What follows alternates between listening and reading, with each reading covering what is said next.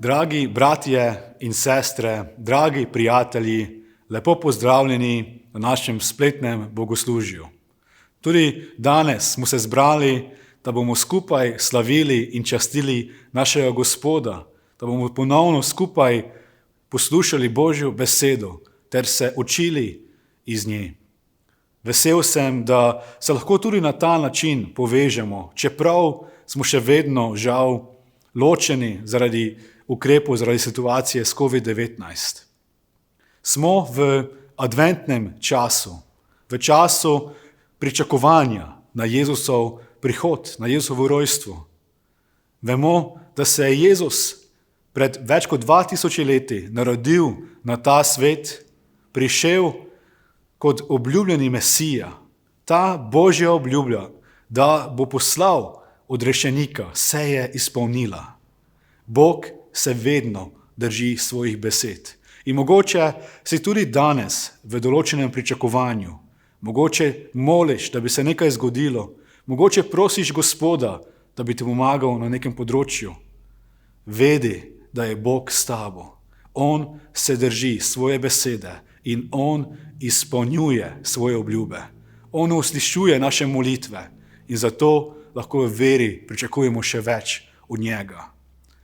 Ko bomo naprej peli in slavili našega Gospoda, se združimo in pomislimo na te stvari, ki nam jih je Gospod že dal. On se zvesto skrbi za nas in on je vreden vse slave in časti.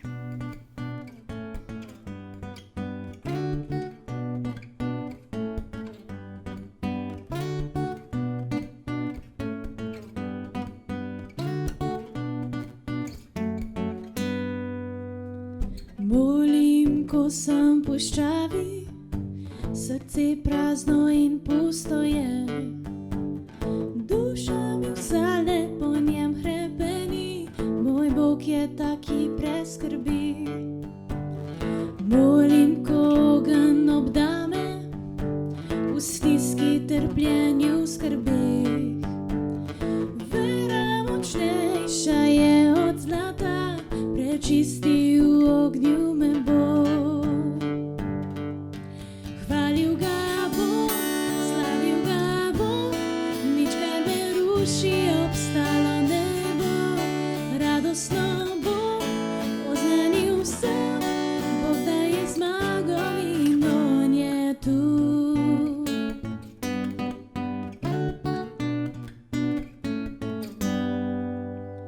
Molim, ko v boju se znajdem in zmaga oddaljena je. Vendar v Kristusu zmago imam, obljubi tej vsem predam. Hvalil ga bom, slavil ga bom, nič kar me ruši, obstalo ne bo. Radostno bom oznanil vsem, Bog daje zmago in on je tu.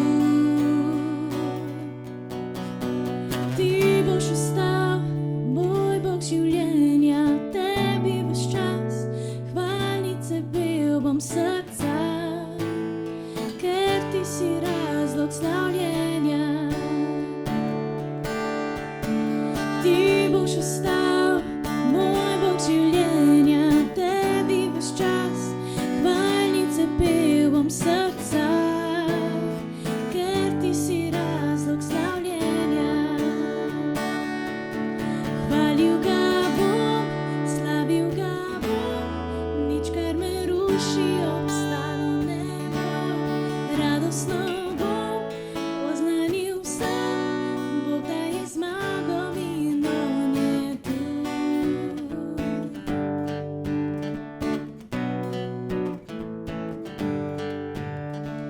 Molim, ko čas je zažetel, ti daješ obilno mi vse. Vem, da napolniš me, ko prazen sem, to seme naprej bom sejal. Dragi Jezus, hvala ti, da smo lahko danes ponovno združeni v slavljenju, oboževanju tvojega imena.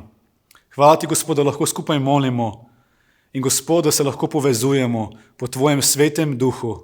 Gospod, Ti si čudoviti velik Bog, ki nas držiš skupaj. Gospod, Ti si ustvaril cerkev z namenom. In Gospod, daj, da se zavedamo tega. Gospod, da Te slavimo za to, kdor Ti si in kaj si nam že dal, Gospod. Toliko stvari je, za katerih se lahko Tebi zahvalimo. Ti si čudoviti in dober Bog, zvest, ki se držiš svoje besede. In Gospod, tudi v tem adventnem času pričakovanja smo lahko v pričakovanju Tebe, velikega Boga. Gospod, daj, da naša vera naprej raste in pričakujemo Tebe, čudovitega Gospoda. Tebi naj bo slava in čas še naprej, Jezus. Amen.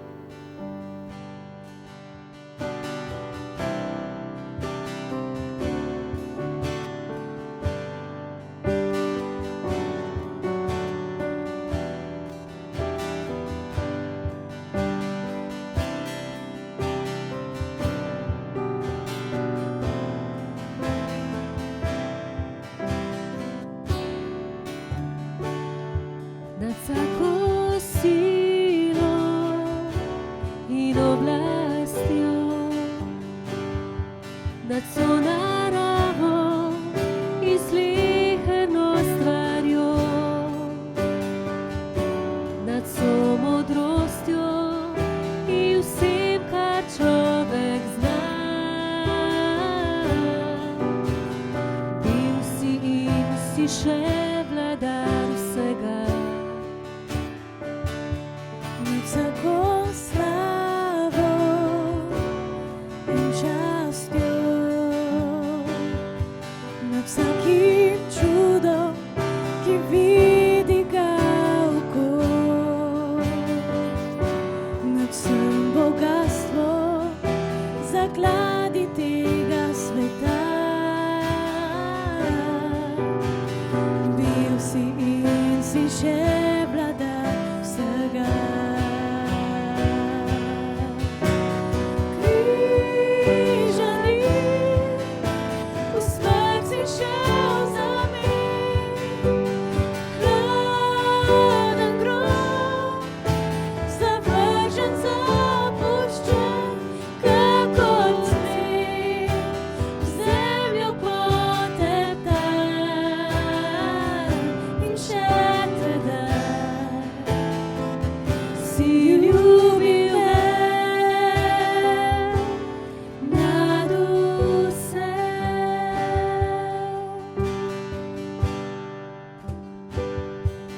Vsako silo in oblastjo,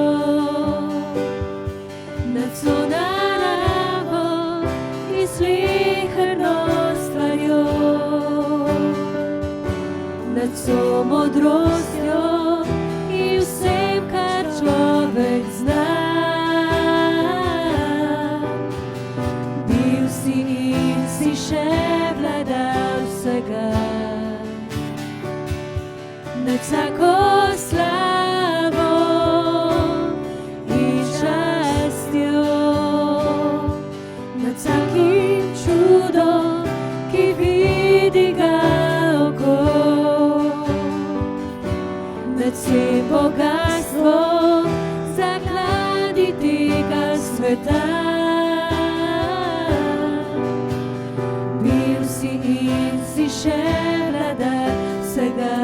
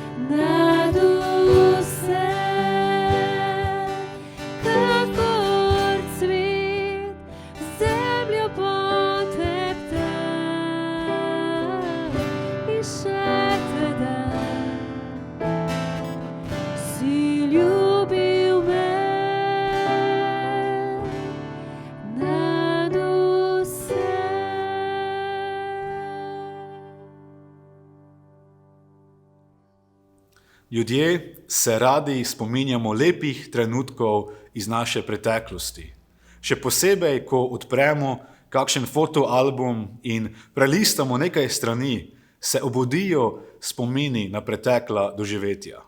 To so lahko praznovanja rojstnih dni, kakšen prijeten izlet ali pa dopust, na katerem smo zares uživali. Spomin na preteklost je sam po sebi dobra in koristna stvar.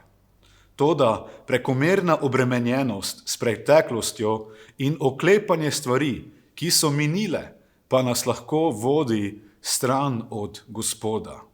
Danes bi skupaj z vami rad pogledal, kaj pravi o tem Božja beseda. Zagotovo se Bog veseli, ko se spominjamo dobrih stvari iz naše preteklosti. Še posebej takrat, ko razmišljamo, kaj vse smo že doživeli z Gospodom, kako se je on skrbel za nas in nam pomagal. V Svetem pismu najdemo zapisano veliko primerov, ko so se ljudje spominjali na svoje doživetja z Bogom. Na nekaterih mestih nam Bog celo zapoveduje, naj se spominjamo teh stvari. Tako razmišljanje o preteklosti je zelo koristno za naše duhovno življenje. Privede nas do tega, da postanemo hvaležni Bogu za vse, kar je že storil. Naše srce se razveseli, ko se spomnimo Božjih čudežev, ki smo jih že doživeli. To pa v nas še bolj okrepi vero in poveča zaupanje v Boga. Na drugi strani pa nam Božja beseda kaže, da je napačen spomin na našo preteklost ali pretiran pogled nazaj lahko škodljiv za našo duhovno rast in življenje. Jezus je učil, naj smo osredotočeni na tisto, kar je zares pomembno in kar bo ostalo za vso večnost. Svoje učence in številne druge ljudi je klical, naj hodijo za njim in naj se učijo od njega. Med drugim je tudi povedal, da nas pretirana navezanost na materialne stvari in preobremenjenost s preteklostjo ovirata pri uresničevanju Božje volje za naše življenje. V Lukovem evangeliju, 9. poglavju, 62. vrsta pravi Jezus naslednje. Nihče, kdor položi roko na plug in se ozira nazaj, ni primeren za Božje kraljestvo. Te Jezusove besede so opozorilo, kako nas lahko napačen pogled nazaj omejuje pri služenju za Božje kraljestvo. Spomnimo se tudi zgodbe o uničenju Sodome in Gomore v Stari zavezi. Božja angela sta prišla Lotu in njegovi družini nasproti, povedala sta jim jasno, kako naj zapustijo Sodomo, kajti Bog bo uničil to mesto. Povedala sta jim navodila, kako se lahko rešijo in ostanejo pri življenju. V 1. Mojzesovi 19. poglavje, 17. vrsta pravi naslednje. Ko sta jih vodila ven, sta rekla, reši si življenje, ne oziraj se nazaj in ne ustaljaj se nikjer v pokrajini. Kljub jasnim navodilom angela se Lotova žena ni držala te zapovedi. V 26. vrsti naprej beremo, kaj se je zgodilo. Lotova žena, ki je bila z njim, pa se je ozrla nazaj in postala solnat steber. Namesto, da bi si po Božji milosti rešila življenje, se je obrnila in ozrla nazaj in zaradi tega izgubila svoje življenje. Njena neposlušnost Božjemu angelu je pomenila direktno neposlušnost Bogu. Njen pogled nazaj je pomenil tudi dvom in nevero. S tem je pokazala, da ne veruje Bogu. V njenem srcu so se verjetno pojavile misli, a je Bog res tako rekel? Je Bog res sposoben uničiti moje mesto? Ali pa se lahko vrnemo nazaj, ker se itak nič ne bo zgodilo? Na drugi strani pa nam njen pogled nazaj kaže, da si je želela nazaj v Sodomo. Lotova žena je v tem grešnem mestu imela stvari, ki jih je ljubila. Ta ljubezen do materialnega imetja jo je vodila do tega, da je prekršila Božjo zapoved. Namesto hvaležnosti za Božjo rešitev, da bo lahko še naprej ostala pri življenju, je bila napolnjena z obžalovanjem, kaj vse je izgubila. Srce Lotove žene je bilo polno pohlepa, dvoma in nevere v Boga, polno nehvaležnosti ter sebičnosti. Tako srce jo je privedlo do neposlušnosti Bogu in oziranja nazaj. V tej zgodbi vidimo, kako nas lahko napačen pogled nazaj povsem uniči. Pred 2 tednoma smo govorili, kako je Bog popeljal Izrael iz suženjstva in trpljenja v Egiptu. Zatem, ko je Bog razdelil Rdeče morje, jih je vodil proti obljubljeni deželi. Toda Izraelci še niso bili pripravljeni, da stopijo v obljubljeno deželo. Njihova srca niso bila povsem predana Gospodu. Zato se je ta pot v obljubljeno deželo zelo zavlekla. Ko so bili v puščavi, so se večkrat pritoževali proti Bogu in Mojzesu. Večkrat so jamrali, kaj vse jim zdaj manjka, in govorili, kako pogrešajo Egipt. V 4. Mojzesovi knjigi, v 21. poglavju, od 4. do 5. vrste, beremo naslednje. Ljudstvo pa je postalo nepotrpežljivo na poti. Začelo je govoriti proti Bogu in Mojzesu. Zakaj sta nas izpeljala iz Egipta, da umremo v puščavi? Saj ni ne kruha, ne vode in ta borna jed se nam že gabi. Tudi Izraelci so se napačno ozirali nazaj in obujali napačne spomine. Koliko bolje jim je bilo v preteklosti v Egiptu. Izraelsko ljudstvo si je želelo nazaj v Egipt, nazaj v suženjstvo, nazaj v greh in v služenje poganskim bogovom Egipta. Naveličali so se puščave, v kateri so bili svobodni in skupaj z Bogom potovali. Raje bi šli nazaj v grešen Egipt, kjer jih je čakalo suženjstvo. Kako tragično. Zakaj pa se mi oziramo nazaj? Kako lahko mi napačno gledamo na našo preteklost? Mogoče obžalujemo zamujeno priložnost ali napačno odločitev. Morda v svojem srcu še naprej nosimo jezo ali zamero. Smo polni bolečine in nikakor ne moremo odpustiti ter pozabiti na neko krivico, ki se me je že zgodila. Žal se tudi mnogo kristjanov napačno ozira nazaj in ukvarja se svojo preteklostjo. Mnogi se ozirajo nazaj v svojo Sodomo ali Egipt in premišljujejo o tem, kaj vse so lahko počeli prej, preden so postali kristjani. Prihajajo nam lahko različne misli, kako zelo smo uživali v grehu. Zdi se nam, da smo takrat bili zares svobodni, ker smo lahko počeli karkoli smo hoteli. In začnemo misliti na vse, kaj pogrešamo zdaj, ko smo z Gospodom. Veste, to je taktika hudiča, da bi nas zamotil s takimi mislimi od tega, kar je zares pomembno. To so laži sovražnika, ki nas s tem želi povsem odvrniti od služenja Gospodu. V resnici pa smo prav zdaj svobodni z Gospodom. Jezus nam daje popolno svobodo nad grehom. On nam daje življenje v duhovnem obilju.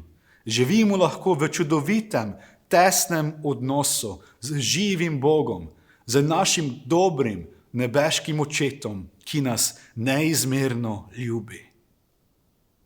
Veste, Bog je tudi nas popeljal iz suženjstva grehu. Noben greh več nima moči nad nami, saj nas je Kristus povsem osvobodil. Čeprav nas je Gospod popolnoma osvobodil, pa se lahko še naprej obnašamo, kot če bili zvezani sužnji grehu. Iščemo lahko izgovore, da ne zmoremo in nam je pretežko odpraviti greh iz našega življenja. Tudi mi lahko ponovno rinemo nazaj v greh, kot so Izraelci želeli nazaj v Egipt. Zdi se mi, da so Izraelci velikokrat pozabili, kakšno je bilo njihovo stanje v Egiptu, kako so tam trpeli, bili zaničevani. Pozabili so, kako jih je Bog popeljal iz Egipta. Kako hitro lahko tudi mi pozabimo na škodo greha, ki jo je v našem življenju povzročil greh, iz katerega nas želi popeljati Bog. Greh dobesedno uničuje naše življenje. Pozabimo lahko tudi, kaj vse je Bog storil, da bi nas lahko osvobodil. Njegov ljubljeni sin Jezus je moral trpeti veliko ponižanje in smrt, ki je bila namenjena največjim zločincem. Dragocena kri Božjega sina je tekla, da bi lahko bili resnično svobodni in se ne bi več ozirali nazaj. Bog nas je odkupil in posinovil, da bi pripadali njemu in samo njemu. Ker so Izraelci pogrešali staro življenje in želeli nazaj v Egipt, je Bog poslal strupene kače, ki so pikale Izraelce, da so mnogi umrli. S tem je Bog želel pokazati Izraelu, kakšno življenje jih čaka, če ga zapustijo in se odpravijo nazaj v Egipt. To je življenje v bolečini strupa, greha in duhovni smrti. Kot so kače pikale Izraelce in jih je počasi v bolečini ubijal kačji strup, tako tudi nas lahko pika žezlo greha in nas v bolečini vodi do duhovne smrti. V 4. Mojzesovi knjigi, 21. poglavje, 8. vrsta, beremo naprej naslednje. Nato je Gospod rekel Mojzesu, naredi si strupeno kačo in jo obesi na drog. Kdorkoli je pičen in jo pogleda, bo živel. Za mene je to eden izmed najlepših delov stare zaveze. Bog je naročil Mojzesu, naj izdela strupeno kačo iz brona in jo postavi na drog. Kdorkoli je bil pičen in pogledal to kačo na drogu, je ozdravel in ostal pri življenju. Ta drog z bronasto kačo je predslika Kristusovega križa. Vsak, kdor bo v veri gledal na Jezusov križ, bo ozdravljen in rešen. Jezusov križ je mesto, ki nas naredi nove in spremeni naš pogled iz zemeljskih stvari na večne stvari nebeškega kraljestva. Jezusov križ je mesto iskrene spremembe, ko se kesamo naše preteklosti in dovolimo Gospodu, da nas očisti vsakega greha. Jezusov križ je mesto, ko se naš pogled obrne proti Kristusu in začnemo slediti njegovi poti za naše življenje. Bog si želi, da je naš pogled usmerjen naprej na Kristusa, ki je šel pred nami, da bi nam pokazal, kako naj živimo. Jezus nas še danes kliče, naj hodimo za njim in naj postanemo takšni, kot je on. On nas želi usmerjati in voditi po ozki poti vse do cilja v nebesih. Jezus je rekel, naj se odpovemo vsemu in naj vsak dan znova vzamemo svoj križ ter hodimo za njim. Ko njega postavimo na prvo mesto v našem srcu, se več ne oziramo na druge stvari. To pomeni, da več ne živimo v preteklosti, ampak se skupaj z njim pomikamo naprej. Tudi apostol Pavel nam daje nasvet in zgled, kako živeti v tem novem duhovnem življenju. Pavel gleda naprej in se izteza proti temu, kar je Gospod pripravil za njega v prihodnosti. V Filipijanom 3. poglavje, 13. in 14. vrsta pravita. Ne mislim, bratje, da sem to dosegel, eno pa pozabljam, kar je za menoj in se iztegujem proti temu, kar je pred menoj, ter tečem proti cilju po nagrado, h kateri nas od zgoraj kliče Bog v Kristusu Jezusu. Pavel je imel preprost recept za uspeh. Pozabljal je to, kar je za njim. Ni se preveč ukvarjal s svojo preteklostjo, ni se obremenjeval s tem, kar je storil napačno. Ni premišljeval o tem, kako so ga drugi prizadeli. V svojem srcu ni nosil neodpuščanja, ampak je dovolil Gospodu, da ga čudovito koristi še naprej. Iztegoval se je proti temu, kar leži pred njim. Gledal je na Jezusa, ki je šel pred njim in mu pokazal način, kako naj živi. Pavel si je prizadeval, da bi lahko še naprej služil Gospodu in tako uspešno prispel vse do cilja. Svoje misli je usmeril naprej na stvari Božjega kraljestva, ki so zares pomembne. V Kološanom 3, 1-2 piše o tem naslednje. Če ste torej vstali s Kristusom, iščite to, kar je zgoraj, kjer je Kristus, sedeč na Božji desnici. Mislite na to, kar je zgoraj, ne na to, kar je na zemlji. Mislimo na stvari Božjega kraljestva, ki bodo ostale za vso večnost. Te stvari ne bodo minile in izgubile vrednosti, ampak bodo ostale za vselej. Prizadevajmo si, da bi nas Bog lahko čim bolj uporabil v tem kratkem času, ki ga preživimo tu na tej zemlji. Naše življenje se nam včasih zdi tako dolgo, ampak to je le majhna drobtinica v primerjavi z neskončno večnostjo, ki je pred nami.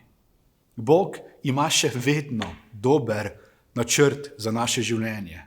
Želi nas uporabiti, da bi lahko bili na blagoslov mnogim drugim. Tudi v tem težkem času, ko se nam zdi, da ni veliko možnosti za služenje, te želi Sveti Duh še naprej koristiti za napredek Božjega kraljestva. Mogoče je to preprosta pomoč nekomu v stiski. Lahko te Sveti Duh nagovarja, naj nekoga pokličeš in ga ohrabriš. Morda te želi Bog uporabiti za molitev, da lahko nekoga blagosloviš.